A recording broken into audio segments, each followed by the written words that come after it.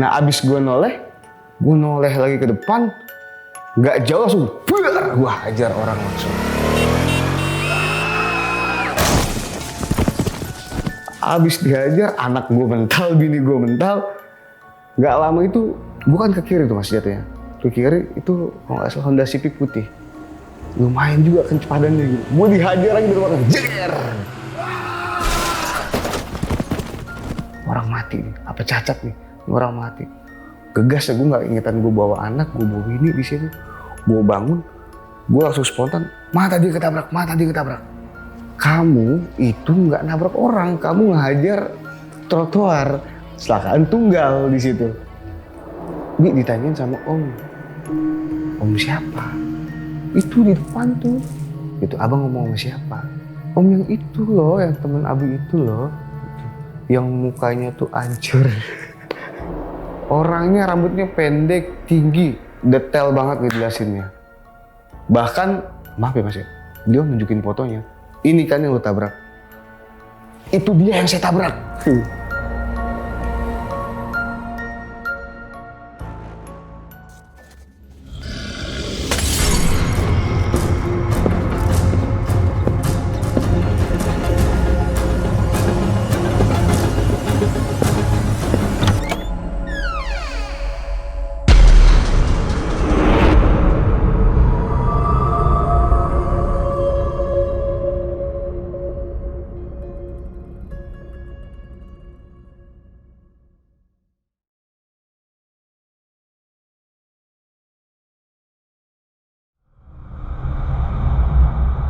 Bisakah setan atau jin menjadi penyebab kecelakaan nih ketika manusia atau kita lagi berkendara?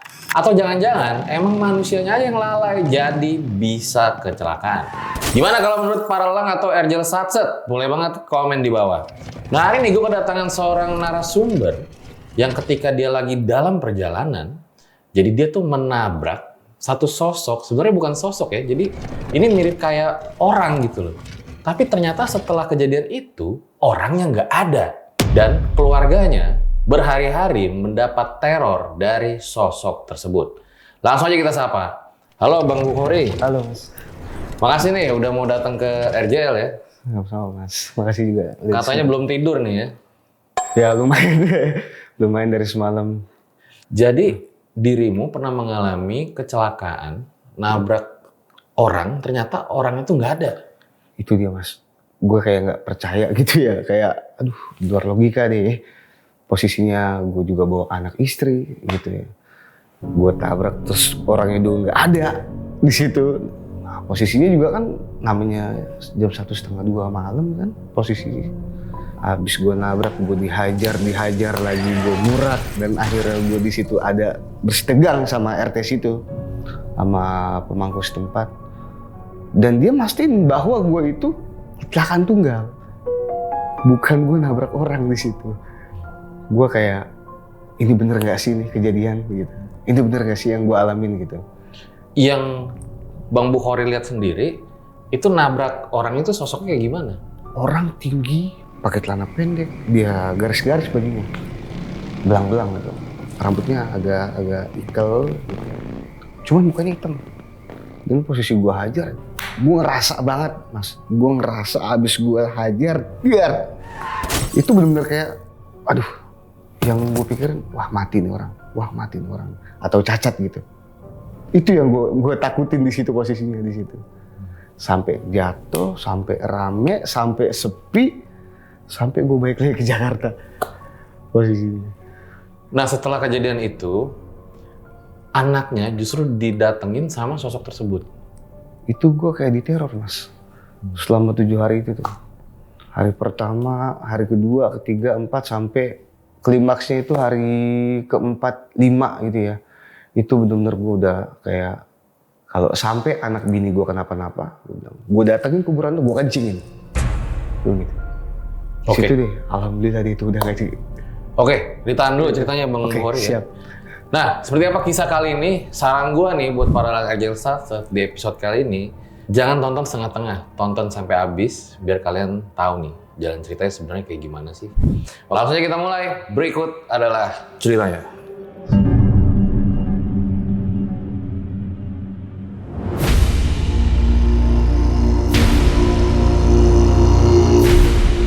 Ya, Bang Bohori boleh diceritain awal mula kisah itu kayak gimana sih, Bang? Jadi pada 3 tahun yang lalu ya, Mas. 3 tahun yang lalu memang setiap malam Rabu itu gue emang ada kegiatan, ada acara ya di Megamendung. Emang posisinya gue berangkat itu kan acara kan jam 11 ya. Gue tuh habis Isya tuh udah prepare dan kebetulan juga gue ngajak anak sama istri kan. Dan posisinya gue juga bawa motor di situ karena pengen JJM lah, jalan-jalan malam gitu. Nah posisinya udah gue prepare, gue jalan itu sekitar jam 9.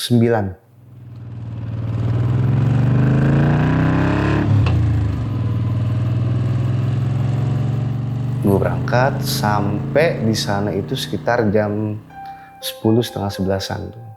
Karena memang acara malam kan ya. Jam 11 ketemu sama temen-temen, ketemu sama guru segala macem, udah diskusi apa kita ngobrol-ngobrol santai lah di situ.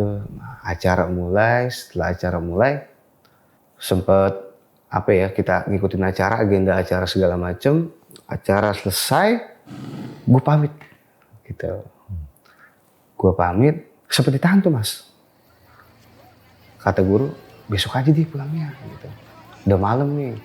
Cuman karena sore ini gue ada project di studio kan. Jadi gue maksain, aduh nggak bisa. Ani besok ada kerjaan gitu. Izin sekarang aja pulangnya gitu. Oh ya udah, silakan. Hati-hati ya gitu. Hati-hati tuh. Udah ngomong hati-hati. Gue prepare, udah siap. Berangkat itu. Pulang.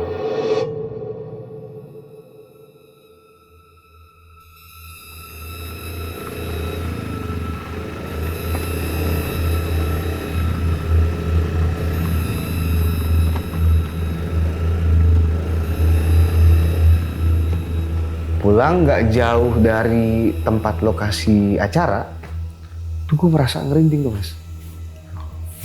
Gue merasa, aduh, cuman nggak gue rasa gitu.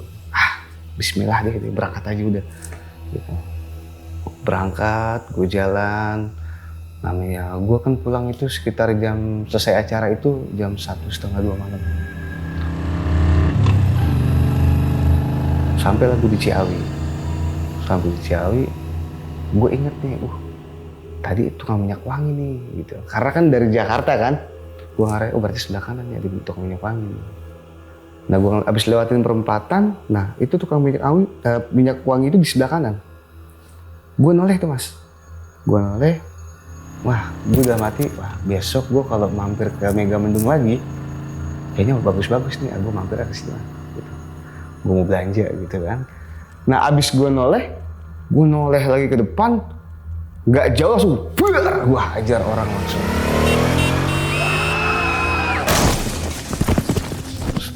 Gue nggak dapet buat ngelak, nggak dapet buat ngebanting kanan, langsung gue hajar.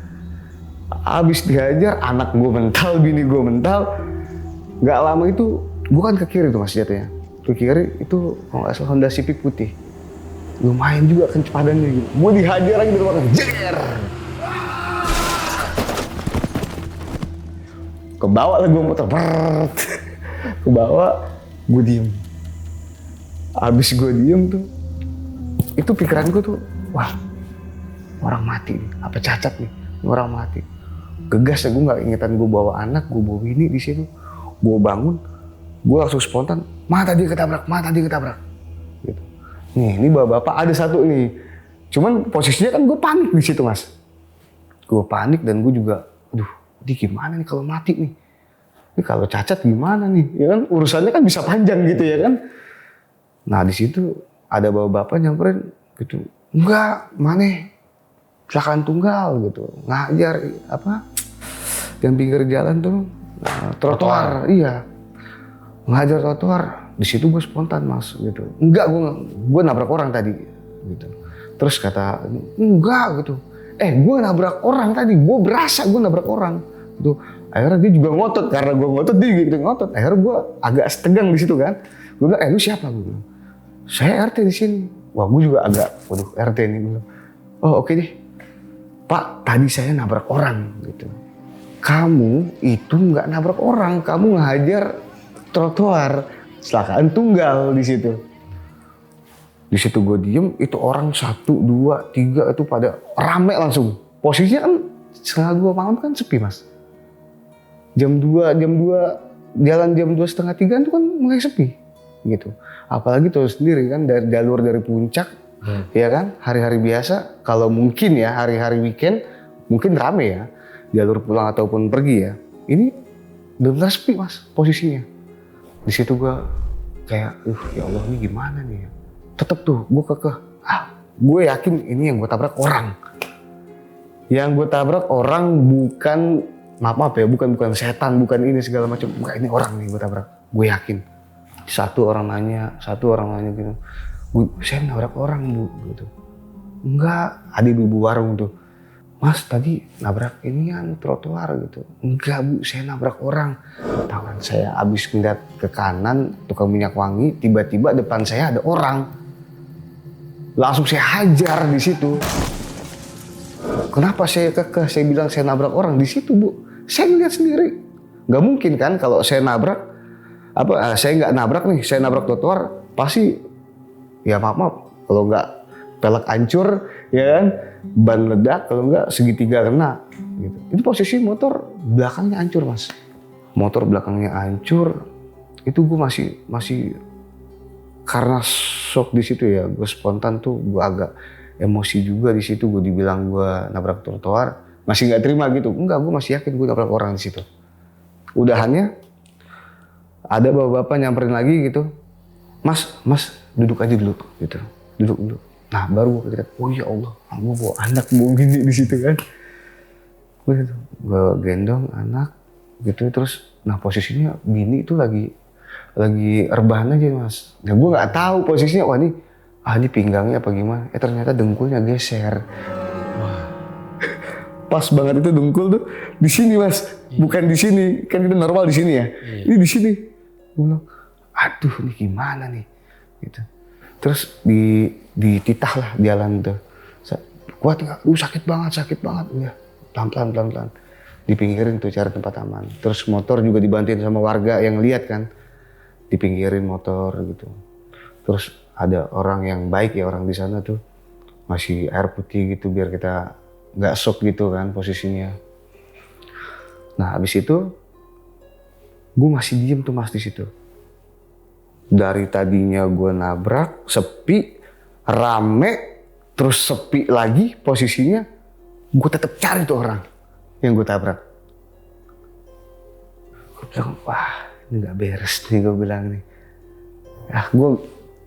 Yaudah deh, Bismillah deh. Gue langsung nyamperin bini, gue istirahat dulu, gue tenang dulu di situ, gue santai. Gue nanya sama anak gue, kamu nggak apa-apa bang? Nggak apa-apa. Ada yang sakit nggak? Nggak ada yang sakit, dia bilang. Nah, gue bingung nih, bokin nih kan. Nggak apa-apa kamu, gitu. Enggak nih, kaki aku doang nih, gitu. Udah, ntar di rumah aja. Cuman kuat nggak nih, gitu. Kuat. Mau dijemput apa gimana? Udah pelan-pelan aja jalannya. Ya udah itu, gue paksain mas berangkat tuh. Posisinya tuh udah mau sholawat tarim tuh ya, mau menjelang subuh tuh. Jadi bismillah gas deh, sampai sono habis subuh gitu. Ngindarin macet juga kan, posisinya kan hari Rabu ya mas.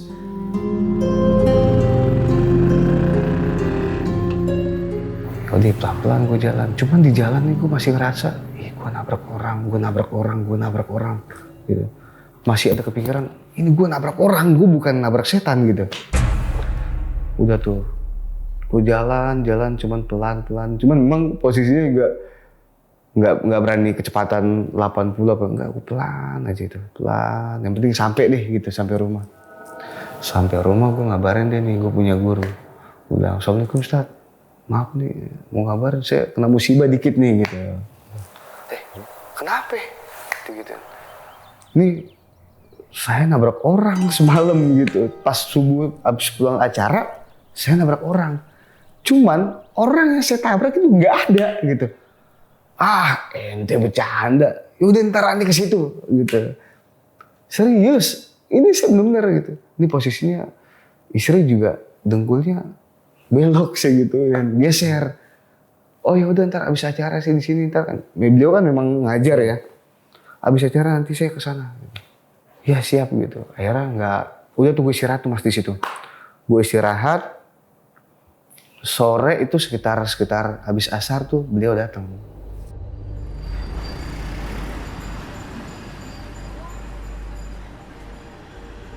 Beliau datang, gitu. Assalamualaikum, salam. Bercanda deh gitu. Kenapa? Kan gue bilang, ntar aja pulangnya. Gitu. Ya kan ada project ini sore niatnya. Gitu. Emang lu nabrak orang di situ? Di mana? Depan gang. Kan ada di, gue inget tuh mas, jalannya itu pas belakang tuh ada gapura tuh gang. Jadi itu yang gue inget gitu. Pas turunan banget. Iya pas turunan banget. Beliau diem tuh. Cuma senyum. Terus, iya. Pas saya tabrak, ini orang benar-benar nggak ada. Bahkan ada RT di situ tuh. Saya sempat ngadu omongan di situ. Sempat agak tegang dikit sama dia karena dia mastiin ke saya kalau saya ini kecelakaan tunggal. Dan saya juga punya namanya saya yang bawa motor, saya juga punya argumen juga bahwa saya nabrak orang di situ. Jelas lagi orangnya. Kayak Jelas mas di situ orangnya. Pas abis cerita begitu, semuanya cerita tuh segala macam cerita. Beliau diam, senyum. Posisinya kan lagi berdua doang kan sama beliau kan. Nah, beliau ngomong begini, lu bener nabrak orang? Gitu. Iya, orangnya kayak gimana? Celananya pendek, bajunya itu garis-garis, belang-belang. Tinggi, iya. Mukanya hitam tapi rambutnya agak ikal. Beliau senyum tuh. Sambil gitu. Nih kan saya langsung, wah gila nih. Apaan nih jadi kayak apa ya? Kayak deg-degan sendiri gitu. Dia bilang, jadi malam itu tabrakan, kemarinnya itu ada orang kelindes di situ. Dan posisinya tuh kelindes mas, isi otak keluar semua mas. Yang lindes tuh mobil box tuh, mobil box. Nah, posisinya, astagfirullahaladzim. Wah bener nih, setan yang gue tabrak nih. Cuman kita masih tetap mas. Bilang, enggak, gua nabrak orang, bukan nabrak setan. Orangnya rambutnya pendek, tinggi, detail banget ngejelasinnya. Bahkan, maaf ya mas ya, dia nunjukin fotonya. Ini kan yang lo tabrak. Bilang, dia pisan. Itu dia yang saya tabrak. Itu dia. Pas kayak gitu, udah gak apa-apa. Ditepok tuh paha tuh, udah gak apa-apa. Habis kayak gitu, gak lama tuh istri dateng kan. Sambil bincang-bincang bawa kopi. Gitu. Emang ada yang kelindes? Ada yang kelindes, dia bilang gitu. Cuma saya ngomong, biar dia kan penakut nih kan. Sama deh kayak saya penakut gitu ya kan. Agak ngademin suasana, agak bercanda, omongan bercanda. Enggak, bukan orang yang tabrak gitu. Bercanda, oh tapi itu bukan orang, kagak. Ngantuk kita gitu. Udah dari situ ngobrol. Pamit nih beliau. Abis pamit begitu, beliau kita agak tenangan tuh. Posisinya, kejawab nih. Yang jadi tanda tanya di kita kan, wah kejawab nih, berarti yang gue tabrak bukan orang, setan. Cuman kita masih biar kita kan namanya penakut mas ya, masih biarin deh gitu. masa sih nabrak setan? Iya kan maksudnya, biarin deh. Maksudnya biar ngilangin aja dah. Ngilangin rasa takut gitu. Udah biarin aja. Biarin deh. Yang penting selamat gitu. Yang penting selamat deh gitu.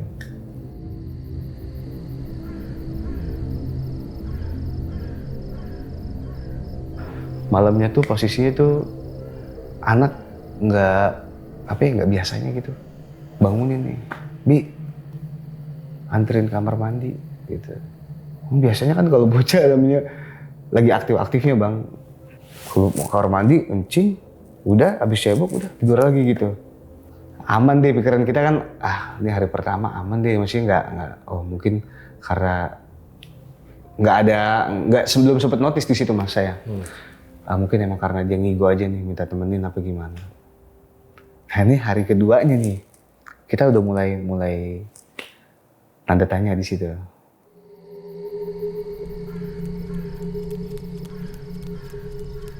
Hari keduanya, karena kita lagi ngobrol di kamar, ini di ruang tamu nih, anak seru banget ngobrol nih. Om, gitu. Om kok mukanya kok ada darahnya sih om? Gitu.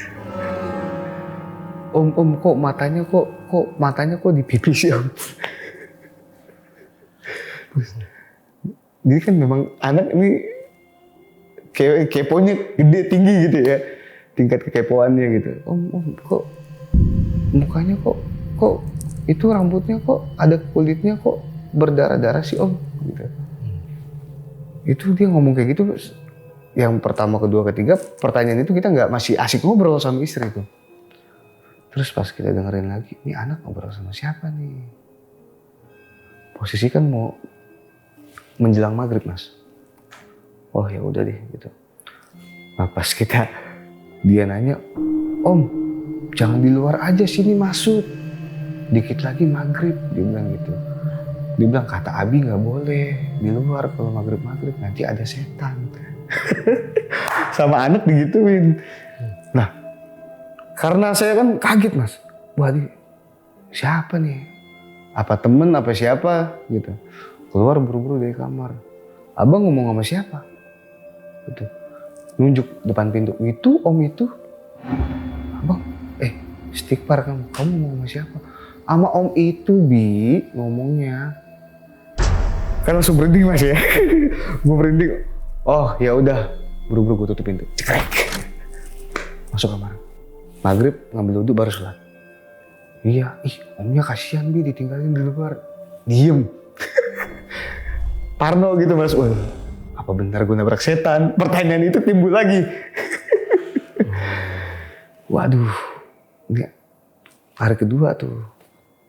Ya kan? Wah udah mulai nih, kayaknya nih. Udah mulai gak beres nih, ya kan?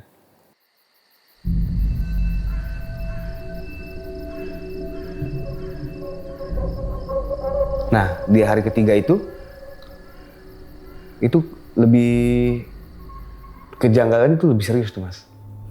Posisi kan memang setiap malam Jumat di daerah dekat rumah itu kan memang ada yang buat pengajian anak-anak gitu. Nah, posisinya anak tuh lagi ngaji terus sholat di musola, sholat jamaah lah. Sholat jamaah. Habis maghrib sekitar mendekati isya pulang lah dia. Assalamualaikum. Posisinya lagi ada mengisi acara kan saya kan ada satu kafe kan. Bi ditanyain sama temen om, Bi ditanyain sama om. Om siapa? Itu di depan tuh. Dia bilang gitu. Om siapa nih? Gitu. Di depan. Tadi abang lagi ngaji digini-giniin. Katanya suruh panggil Abi. Saya langsung udah mulai nggak jelas nih. Saya tutup pintu, masuk. Saya nggak suruh keluar lagi, biar ikronya ketinggalan di sana kan. Udah, saya amanin dulu nih anaknya. Itu posisinya juga malam itu juga tuh pintu kamar mandi mas. Serak.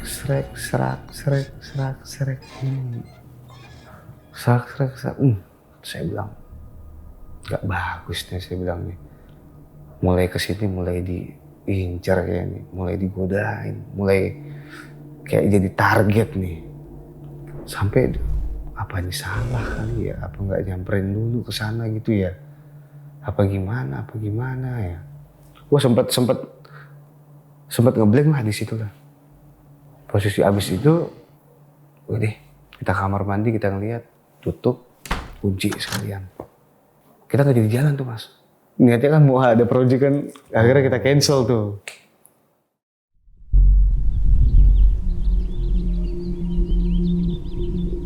Nah, pas di hari keempat nih mas, itu gue agak menguras energi bener-bener emosi gue naik di situ. Pagi gue nganterin anak, gitu. udah prepare mau ikut mau les kan ya, mau berangkat tes sama nih anak. Tiba-tiba dia nyeplos, "Om, pamit dulu ya." Gue diem, langsung gemeter gue. Gue senggol, ngomong sama siapa sih? Kan, udah gue jalan gitu.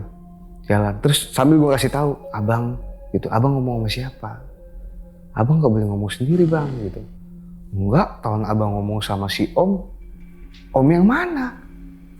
"Om yang itu loh, yang temen Abi itu loh. Gitu. Yang mukanya tuh hancur." Dia bilang, gue diem. Sambil jalan tuh sambil gemeter tuh mas. Gak beres nih anak nih. Udah deh, gue temenin deh. Sampai tempat lesnya. Udah gue tungguin. Selesai, gue antar balik lagi. Gue lanjut keluar gitu. Ada kerjaan sedikit di luar, gue balik sore gitu. Nah, sore ini nggak tahu kenapa bini kan biasa sore masak ya. Dia bilang, "Bi, bau busuk nih. Ini ada tikus kali nih ya, gitu, yang mati ya." Entah binatang yang mati, hewan yang mati atau apa gitu. Cuman tuh bau cuma di sekitaran kamar sama dapur. Sedangkan itu lantai semua mas, kayak nggak ada apa kayak kardus-kardus apa segala macam, nggak ada yang numpuk-numpuk di situ. Plong. Kok bau busuk? Oh udah biarin aja deh. Nggak lama tuh, habis maghrib.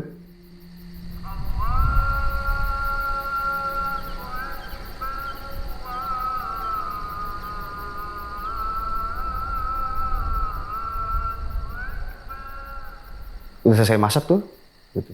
Kita pada makan, terus nggak lama lagi tuh sholat maghrib tuh, habis sholat maghrib gue pulang, pintu serak. Itu padahal posisinya itu belum malam-malam banget gitu loh. Kok gue bilang nih, wah ini ngaco nih. Itu udah mulai tuh mas, emosi gue udah mulai naik tuh. Gak bisa lebih lagi. Terus aja. Kita keluar dari kamar, berhenti. Kita masuk lagi, bunyi lagi, keluar lagi. Akhirnya rame-rame untuk keluar. Ada apaan sih? Pas kita masuk kamar berantakan semua. Tadi itu kamar rapi kan. Berantakan, kaget semua. Udah tuh mulai tuh. Mulai. Jadi di ruang tamu nih, kita ngobrol-ngobrol ruang tamu, pintu depan kita buka. Ngobrol kan biasanya ada tangga lewat segala macam. Biasa aja itu. Agak maleman itu baru gongnya di situ mas. Pintu dibanting. Duar! Kaget dong. Bangun lagi. Saya bangun. Bilang, "Kenapa?" Dilihat anak, dikirain si abang nih, anak saya ini main pintu. Bilang, "Ini bocahnya di sini. Yang banting pintu siapa nih?" Keluar lah kita. Emosi mas. Masih sekitar jam 11 siang lah. Jam 11 malam lah posisinya. Habis kayak gitu ngomong lah ya kan. Bilang, "Oh begitu. Gue gak ada urusan sama lu ya. Kita ngomong kemana-mana aja tuh pokoknya. Tamanya gak bisa ngeliat kan. Gue gak ada urusan sama lu. Gue gak pernah ganggu lu. Dan gue gak pernah macem-macem sama lu. Sekarang nih lu ganggu anak gue. Lu sekarang ganggu anak gue. Lu ganggu istri gue. Kalau lu terus-terusan begini, gue datengin kuburan lu. Gue kencingin kuburan lu." Emosi lah mas. Di situ. Sampai namanya emosi masih ke bawah suasana kan. Bilang, masuk tidur. Ambil wudhu deh kalau perlu. Tidur, kita begadang mas. Sampai dini hari adem. Udah tenang. Sampai dini hari itu, wah mungkin harus kita emosi dulu apa gimana ya. Maksudnya biar kita nggak terlalu takut. Sebenarnya takutnya minta ampun mas di situ mas. Posisinya kan istri juga kan panik juga. Namanya pintu abis dibanting. Kan ini berarti kita diteror kayak begini kan. Nah paginya itu aktivitas lah seperti biasa.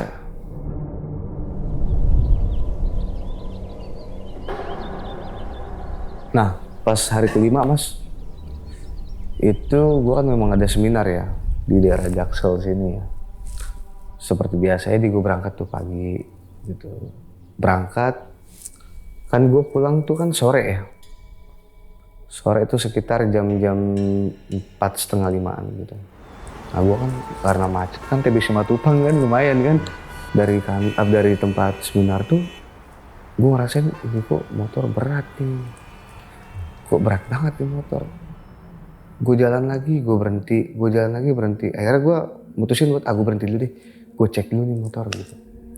Pas gue cek, wah ini aman, maksudnya nggak ada apa-apa. Wah ini ada apa ya gitu. Tanya-tanya lah mas. Dibanding ntar gue sorean pulang, udah deh gue gas aja deh. Sampai rumah yang penting. Jadi bismillah aja gue berangkat. Sampai rumah gue mas. Pas sampai di rumah, anak gue lagi main nih, depan teras tuh. Selesai main lah dia. Selesai main, disambut lah gue. Abi pulang, dia bilang gitu. Namanya disambut seneng ya. Iya. Kenapa nak gitu. Pas dia nengok ke samping lagi, oh Abi sama Om. Di situ tuh mas gue langsung dengkul gue kayak aduh.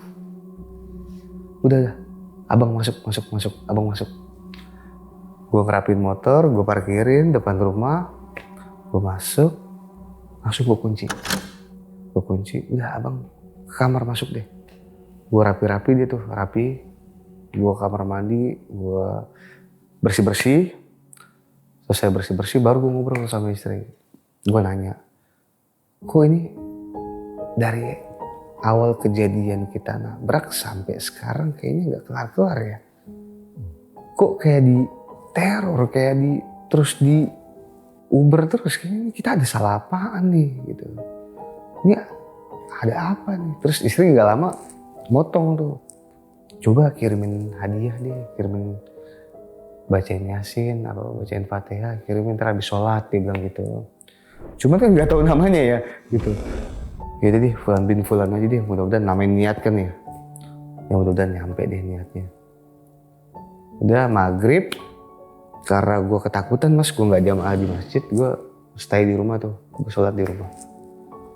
Habis sholat di rumah, gue maghrib, gue baca Yasin, gue kirimin, pokoknya gue hadiahin deh buat dia deh, spesial gitu. Buat Fulan bin Fulan ini nih. Selesai itu, gue rasa abis sholat, nah abis isanya itu gue ngerasa tuh adem tenang, kayak nggak pernah ada kejadian kayak janggal gitu, kayak nggak ada pernah kejadian kayak pintu dibanting. Kayak beberapa hari kemarin lah ya. Itu balik terus, lagi nih kondisi rumah nih. Kayak oh alhamdulillah nih aman nih gitu ya kan. Wah alhamdulillah nih kayaknya nggak, kayak nggak apa-apa nih kayak begini, enak nih begitu. Nggak lama tuh istri ngomong, kamu udah makan belum? Gitu. Mau makan nggak? Oh yaudah makan bareng deh yuk. Gitu. Istri masak, bercanda-bercanda deh sama anak tuh, bercanda-bercanda sama anak. Masakan jadi, udah kita makan bareng tuh. Makan bareng, jadi kan kalau ngumpul bertiga mas ya. Jadi ini gua di sini, ini Bokin, ini anak sini. Lagi nyendokin nasi, gitu. Gue sambil ngecek handphone. Ya kan, ngobrol. Anak udah diambilin nasi, udah ambilin sayur. Gitu. Habis baca doa, dia ngomong nyetuk. Om makan om. Gue langsung kaget. Dia habis tawarin kayak gitu, om makan om. Astagfirullahaladzim. Wah. Gue langsung, gue diem aja. Abang nawarin siapa? Itu nawarin om tuh lagi duduk tuh depan akuarium. Gue diem mas, aduh ya Allah. Ternyata dia masih ada. Baru didoain. Iya, aduh ya Allah. Ini gimana nih ya? Gimana nih? Lagi enak-enak makan, asik-asik makan. Kan masih posisi kan, aduh baru ngerasain enak sebentar gitu ya kan. Baru ngerasain enak, aduh udah mulai parno lagi nih. Tapi disebut nggak sama anaknya? Sosoknya ikut makan tuh kayak gimana si om itu? Dia sempat ngomong pas lagi asik-asik makan, namanya kita lagi parno ya. Di sela-sela makan dia ngomong, Bi, omnya sekarang matanya udah nggak keluar. Gitu. Ih, omnya kan kemarin kan kan sebelah sini kan di kanan, dia nunjukin ya, kanan. Ini kan sebelah sini kan hancur. Dia bilang gitu. Kan sampai rambutnya sampai ke bawah-bawah tuh, sampai darahnya tuh, sampai matanya keluar. Sekarang omnya mukanya udah muka lagi, udah nggak hancur. Gue bilang, ya Allah, pakai dijelasin lagi. Nanya gitu, oh omnya ada di sini bang. Ada, itu lagi duduk depan akuarium. Oh ya udah deh, gue makanin. Makan. Makanya apa? Gue suruh cepet-cepet mas gitu. Kenapa gue suruh cepet-cepet? Biar pikiran gue, gue takutnya digangguin lagi gitu. Takutnya ntar jadi bahan bulan-bulanan dia buat ngerjain keluarga gue gitu. Udahan kayak gitu, udah deh. Gue selesai makan, gue ngobrol, anak gue masih main. Cuman gue ngobrol sama istri, ini dia ada di sini. Dia bisa denger gak kita ngomong nih, ya kan? Gitu. Ini dia ada di sini nih, udah biarin aja deh. Gitu. Ngobrol asik, ngobrol. Istirahat deh kita. Istirahat, tidur lah mas. Ya.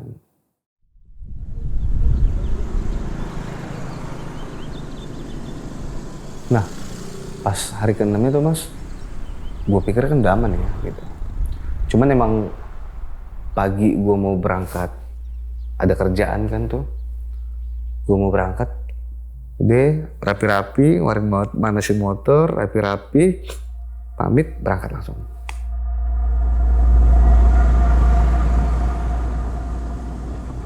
Berangkat, sorenya sampai rumah itu seperti biasa ya, jam-jam sekitar jam 5-an tuh ya. Jam 5-an itu anak gue lagi lompat-lompatan mas. Di depan akuarium. Cuman itu memang kayak udah mau copot jantung gue. Lah itu namanya seorang bapak kan langsung nggak pakai lama lompat dari motor langsung, kan depan kaca kan kelihatan tuh. Langsung masuk, assalamualaikum, langsung. Waalaikumsalam, nyamperin nih anak nih. Tapi itu pulang. Abang ngapain lompat-lompat? Gitu.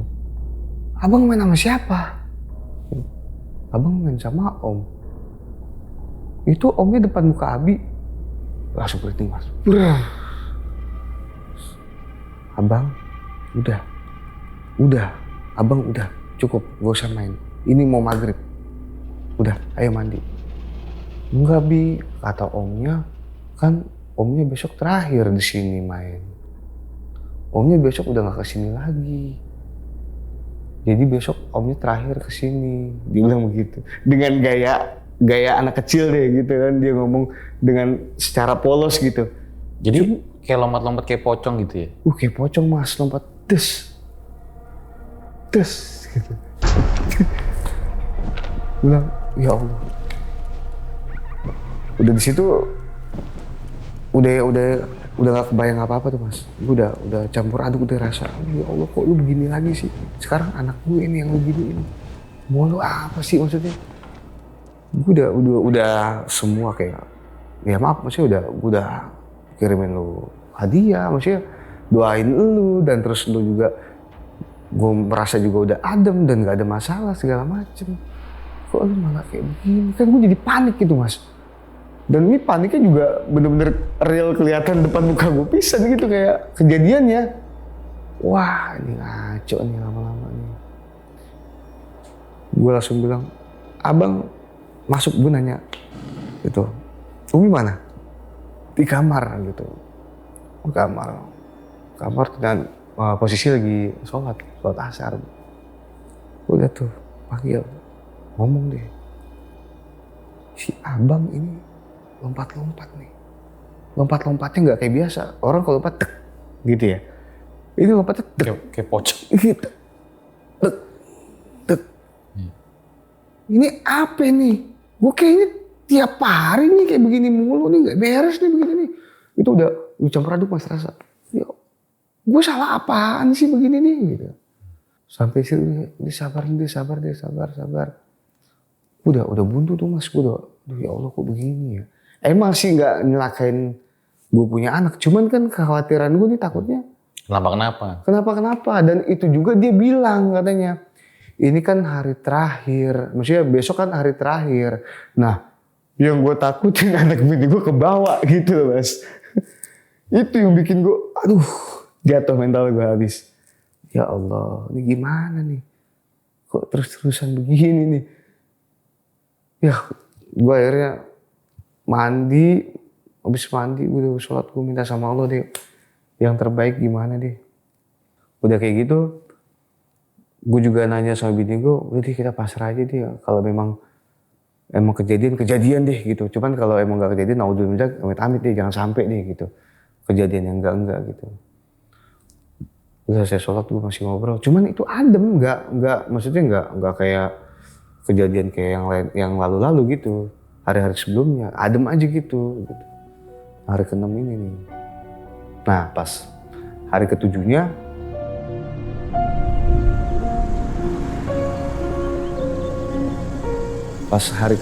itu aktivitas seperti biasa lah Mas. Pagi. Nah ini siang gue perasaan gue gak enak Mas. Karena kan kepikiran yang kemarin itu tuh anak gue sampai lompat-lompatan begitu kan. Gue izin balik. Akhirnya sama kawan nih, sama bos nih bilang, oh ya udah balik aja deh gitu. Gue tahu kok, kan sempet curhat juga kan sama dia kan, perihal gue nabrak di Ciawi, terus yang gue tabrak orang yang nggak ada, terus juga ya semuanya gue ceritain semuanya kejadian-kejadian janggal di rumah setelah gue nabrak tuh makhluk gitu. Udah buruan deh pulang deh, kalau perasaan lu gak enak gitu. Oke, thank you ya, gue balik ya, pamit balik. Nah sampai rumah ngobrol deh, sampai rumah gue ngeliat anak gue lagi ngobrol gitu. Anak gue lagi ngobrol dan dia, ya gue liatnya kayak apa ya, seru aja gitu ngobrol. Pas gue datang kayak langsung stuck, diem. Dan abang ngobrol sama siapa sih? Abang ngobrol sama om gitu. Bi tahu nggak, omnya nangis tahu gitu. Kan namanya masih pakai helm ya. Tadi tunggu dulu.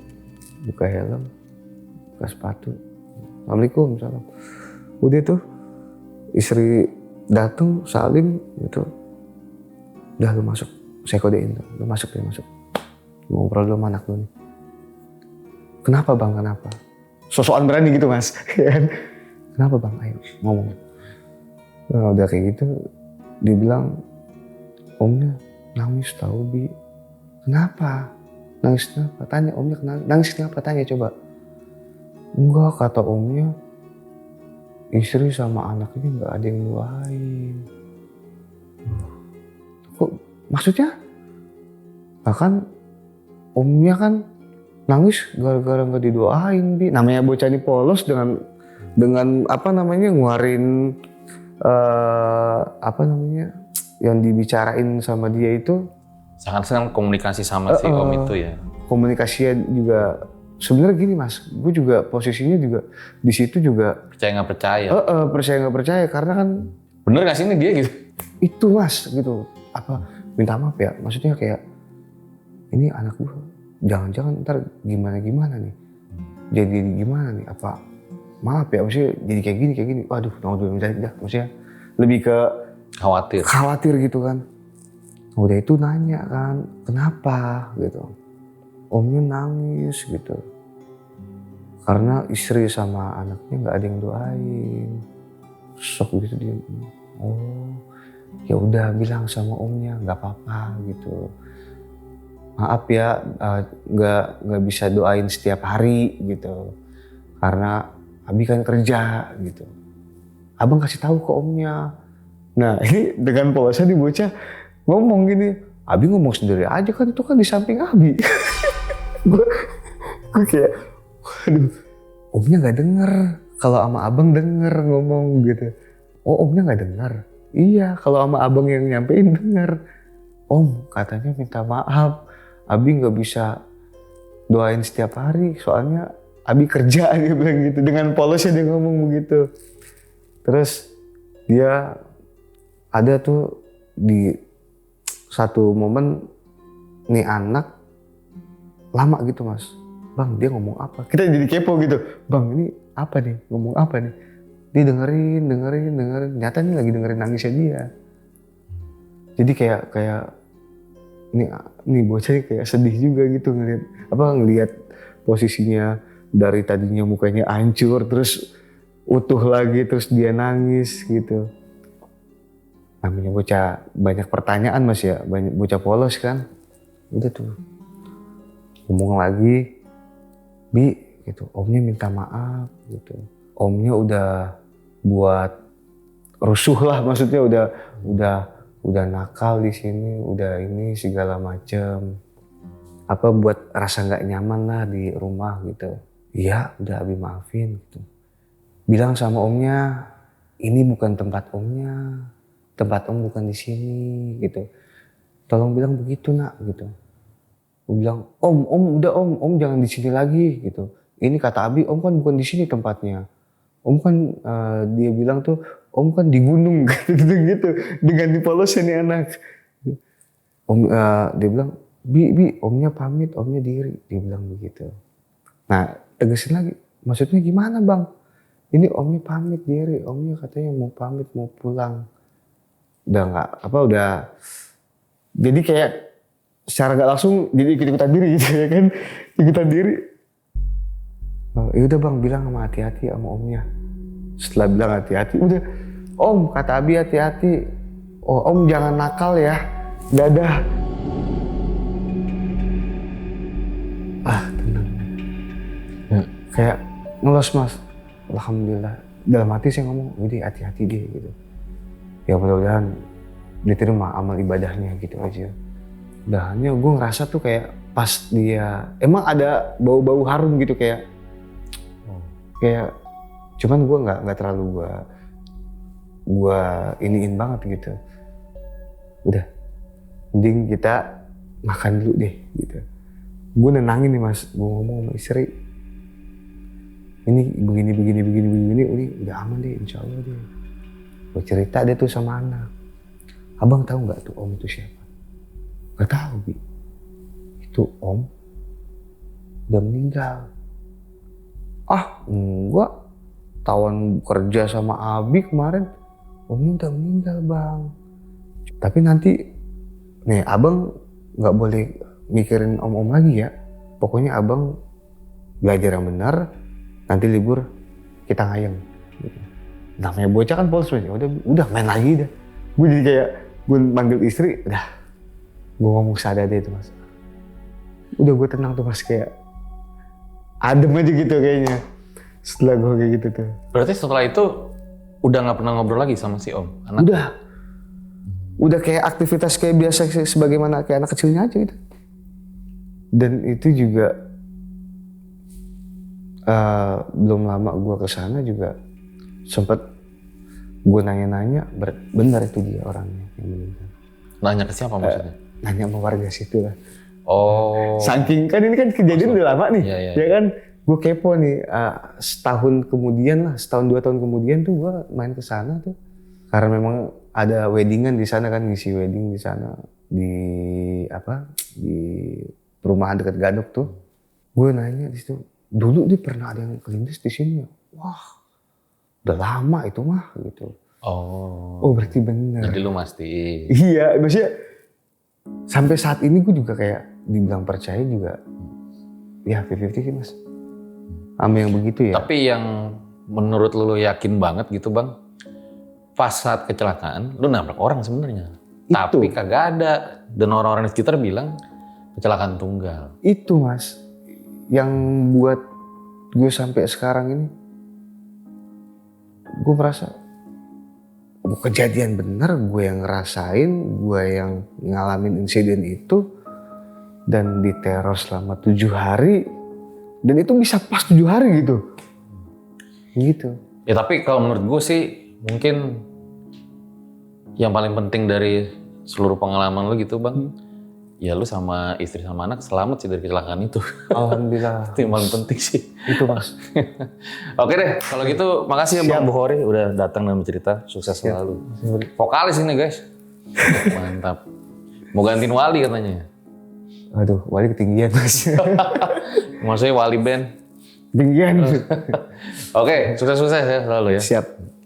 Itu deh guys, akhir dari episode ini, di mana mungkin kita bisa belajar dari pengalaman Bang Bukhori ya, bahwa sebelum berpergian, alangkah baiknya ya berdoa dulu, baca doa, terus persiapan gitu. Karena sekali lagi yang paling penting dalam sebuah perjalanan adalah ketika kita berhasil selamat pulang kembali ke rumah kita.